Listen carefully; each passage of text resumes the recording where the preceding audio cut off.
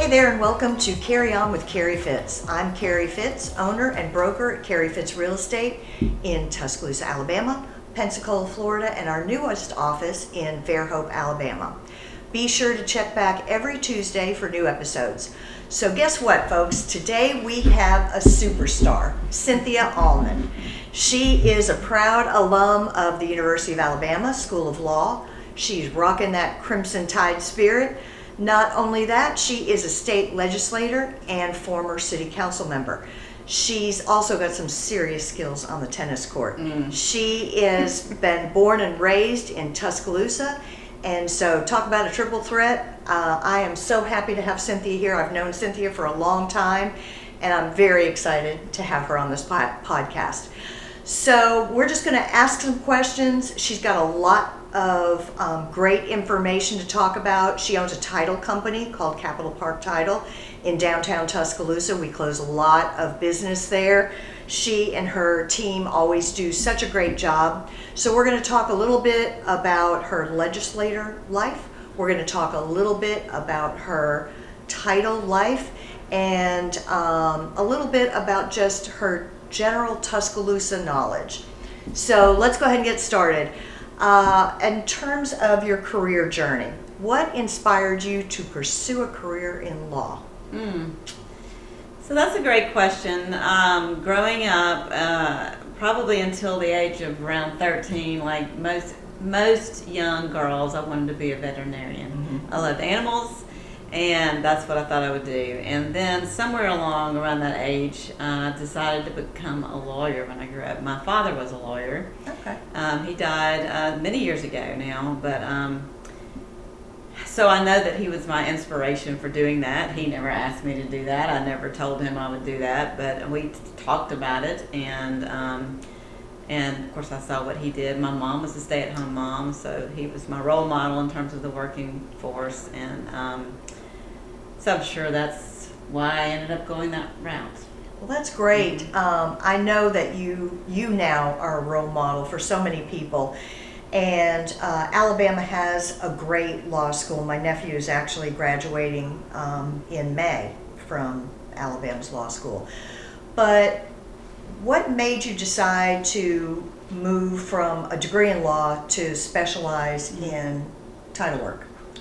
Well, we probably don't have enough time for that actual answer, but I sort of take everything in baby steps in my life, Carrie, and at different times in my life, I've done different things to make it all work with my personal life for the most part.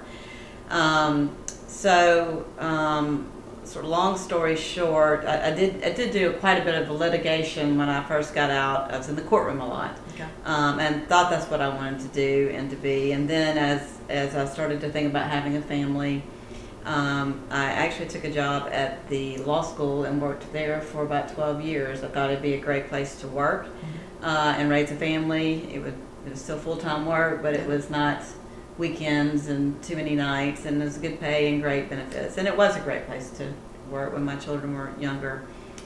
And after that, I decided to go, actually after I was elected to city council, I decided to go back into private law practice. And when I did that, I was able to go part-time. So I'd been home a couple of years, stay-at-home mom a couple of years, back in the workforce. Then I went part-time. And when I went part-time, I actually worked at Rose and Harwood with Sidney Cook in the probate and estate planning section, and that's where I learned how to do that. And I did a lot of closings at their office, and realized that was the type of law practice that I could do working on the city council, because you schedule a lot. Pretty much everything you do with your clients. It's not a whole lot of emergencies. And anyway, when I went on my own, it just worked out that I was able to continue doing that. I really tried to focus in those areas, and that's what I still do today. So I do it primarily for convenience for myself, so I can do my political job as well. What do you need from agents? What is a lined up agent ready for closing? What does that look like? Well, that's a lined up agent ready for closing really is sort of in charge of the process. They are timely in sending us the contract. They follow up with us to supply information that we request. They read their emails. They answer their phones. They contact their clients. If there's something that needs to happen, they make sure it happens. And when we send them documents, they review them for their clients and they explain them to their clients, so that when their clients come to the closing table, there are no surprises. Right. They know that they have to bring a cashier's check. They know if it's an estate, they're not, and it's during the claims period, they're not going to get that money until the claims period ends. Nobody's surprised and upset, and everybody leaves happy, and that's what we like.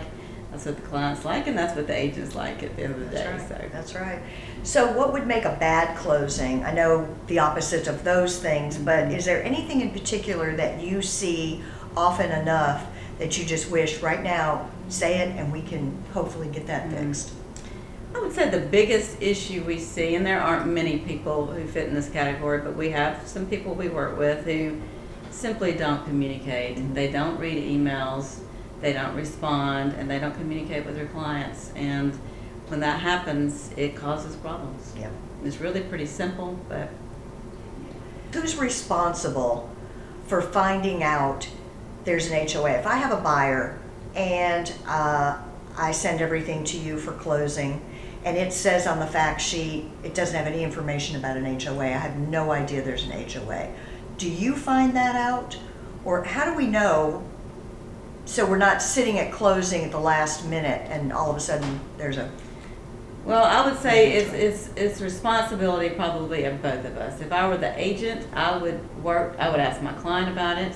They should know, and communicate that information if there is an HOA to the title company, so they know and they can go ahead and start reaching out to the HOA, whoever manages that.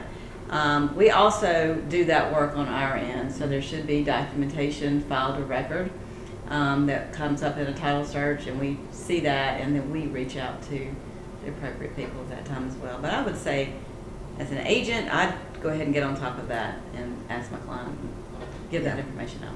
Yeah. Can you explain what title insurance is and why it's important in a real estate transaction? Well, that's a great question, and you're talking to the person who, when she bought her first house and was asked if she wanted title insurance, my response was, doesn't the lender get that? And the answer was yes, and that's why I don't see why I need it. They're going to check the title and make sure it's good. Well, I now know that was the wrong response. But the reason is, so title insurance is like any other insurance. It's a one-time premium, actually, though, that you pay to ensure that if something that you've just purchased does not have good title, that there is a policy that will make you whole to the extent of the money that you put forth in the title insurance. So there are things that can go wrong, some of which are discoverable and some of which are not discoverable. So what are some common legal issues that you find during that title search? So what might happen, I'll give you an example of a good friend of mine's father called me a couple of years ago and said he had a friend who had a townhome. She needed to sell it. He was going to buy it from her and for me to do the closing. And I said, well, do you want title insurance? No, I don't need title insurance. I know her. She's good for it. I know it's good. Okay, well, he buys it. The next year he calls me, somebody wants to buy this place for me. I think I'm ready to sell it. I said, okay, does he want title insurance? I don't know, call him. I call him, yes, I want title insurance.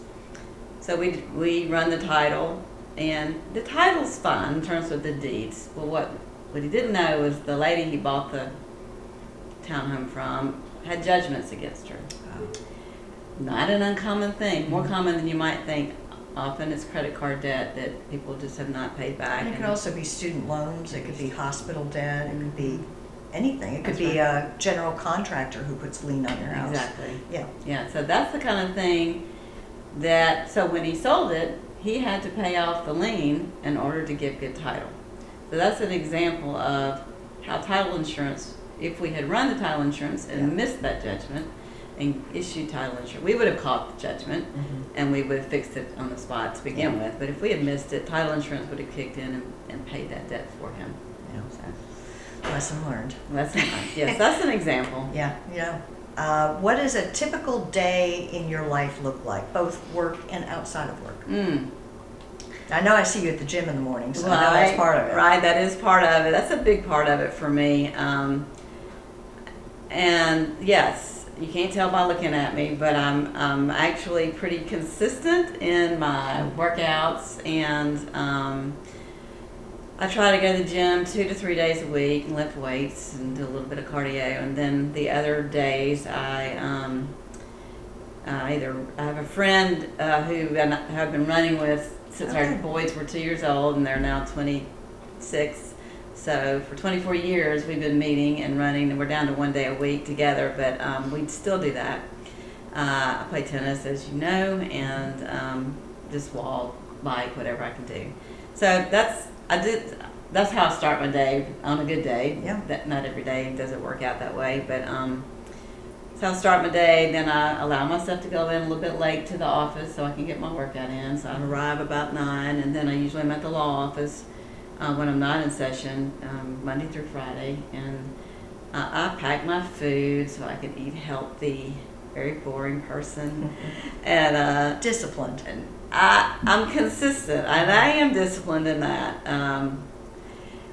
Anyway, I stay and I work there all day, and then I leave and go home and do what everybody else does. Well, I see you at events and stuff outside Yes. of work too. I know that you're very involved in the community, and as I am too, and so I do see you out. So your day doesn't stop when you leave work, because even though I do enjoy the events and stuff that we do, it is part of work. It is. Yeah, It it's is. part of your job.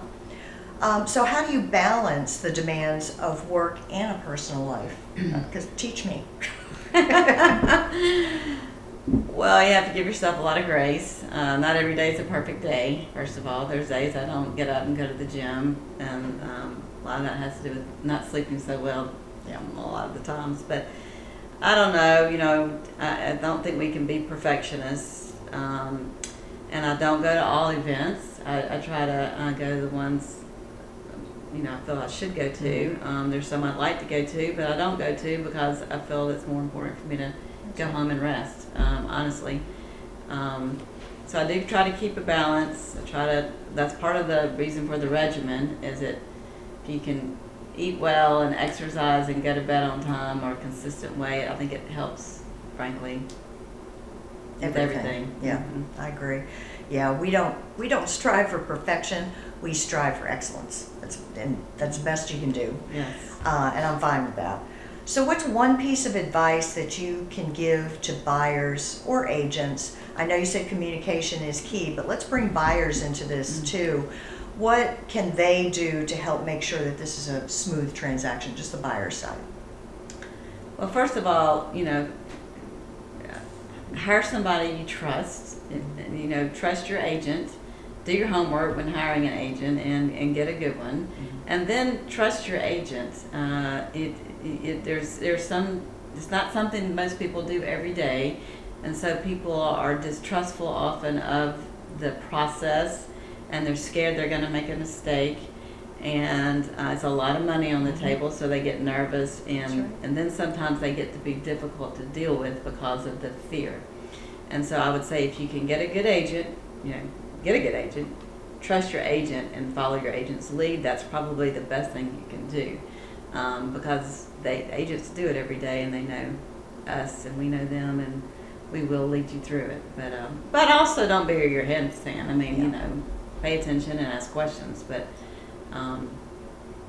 I have had people come in and want to read every word in every contract. Engineers. Yes, a lot of times it's engineers, and I say that's fine. Yeah. The lender's not going to change any of those words, but you're welcome to read them. I'll come back in a couple of hours, Yeah. But anyway, it's really unnecessary. Yeah.